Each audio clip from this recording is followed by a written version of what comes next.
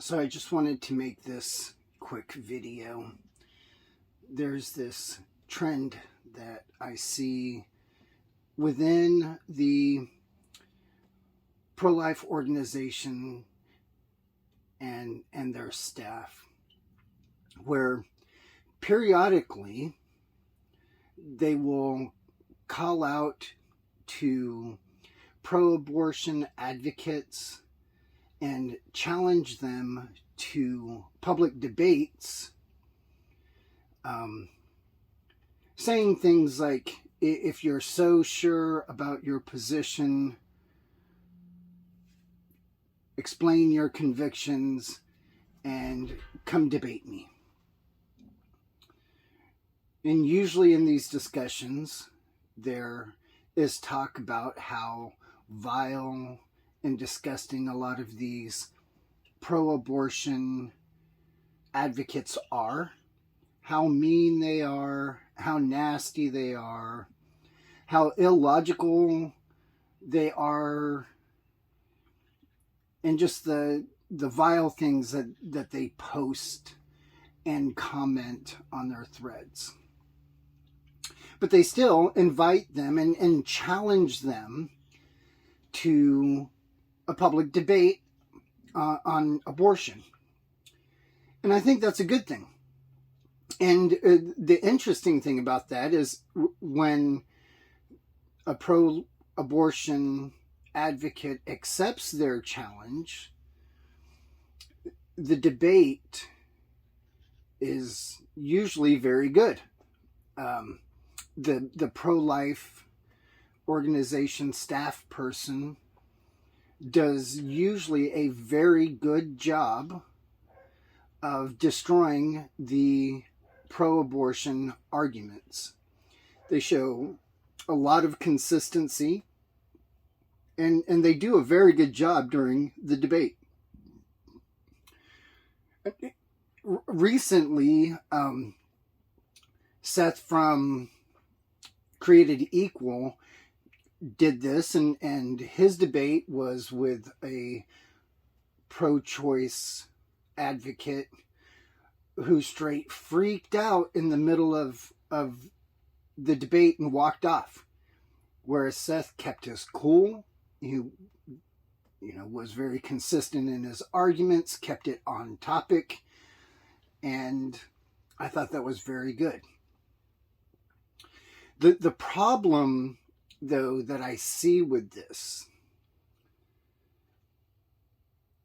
and this is not just one organization,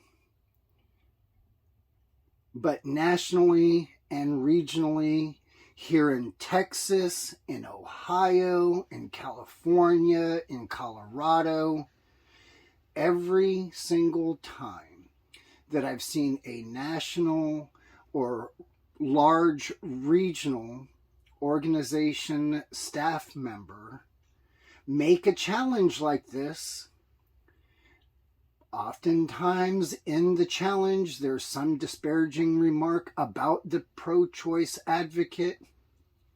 There's an acknowledgement about how vile, rude, and nasty the pro-choice advocates are towards pro-life people and the cause in general. And they still challenge them to debate. And they say that they are so certain about their cause and being able to defend it that they try to guilt the pro-choice person. If you're so committed to your cause and if you are so certain about yours, come defend it. Every single time that I've seen this, I have responded to that pro-life staff person multiple times, multiple organizations, usually right when they make a challenge like this. And I offer to debate them. I let them know who I am and see if they would be willing, instead of debating a pro-choice advocate, debate me on whether or not we should prosecute mothers that unjustly kill their preborn children, or debate me on legal strategy, or any number of things, but those two in particular. I get declined every single time. Which, who am I? Well, why would they want to debate me anyways? But they all respond to me with the same reason. The reason why they or their organization will not allow them to debate me is because some abolitionist in the past has been mean to them, or they feel that they've been slandered, or they feel that some abolitionist has said something hateful to them, or made them look bad, or said something about them, or pro-lifism, or pro-life organizations that they find to be in bad taste. So here's my thing. Whether that's true or not is irrelevant. It could be true. But even if it is true, how are they willing to engage with a vile, nasty, just foul-languaged, illogical, pro-choice advocate, knowing that they're like that and that the engagement will likely turn into that, but yet will not apply that same thing to me? And it's not that I've done those things, and several of them have said, hey, it's not you, but it's people in your movement. So we're going to decline because it's in bad faith. Now you're willing to debate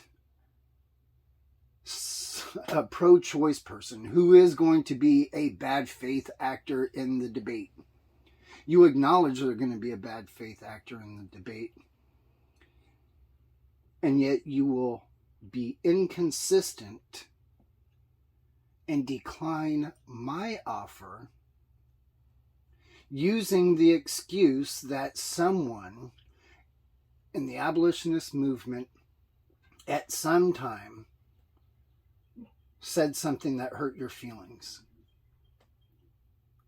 or lied about you, or to you, or said something that you thought was mean. It's inconsistent. And here's the other thing too. I've had a couple of them even admit to me and say, I know it's not fair. I know it seems inconsistent. Well, it seems inconsistent because it is inconsistent. Now, I'm not going to ascribe to them motives as to why they are so inconsistent in telling a pro-choice advocate that they are so convinced about their position that they're willing to stand on truth against the vile, bad actor and do a good job about it, and be inconsistent with standing on the truth and conviction of their position against an abolitionist. It is inconsistent. I would love to have one of them explain to me the motives behind the inconsistency. I want to take them at their word that they truly believe that their position is correct, that they are willing and capable of logically defending their position in a civil discussion that's moderated by someone, a third party. but they're just unwilling to do it. They know it's inconsistent. They've even apologized that it's not fair. It's not fair that their organizations will not allow them to engage. And like I said, I don't want to ascribe to them motivations for why they're willing to be inconsistent like this, but I do have my suspicions.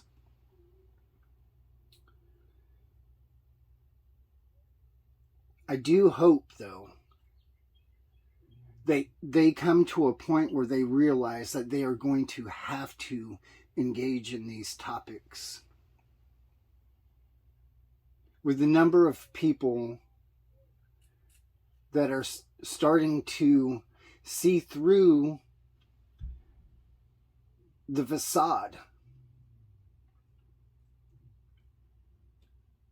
they're going to have to come to terms with and engage with very specific argumentation so that they can teach their people how to defend logically, correctly, and civilly their position.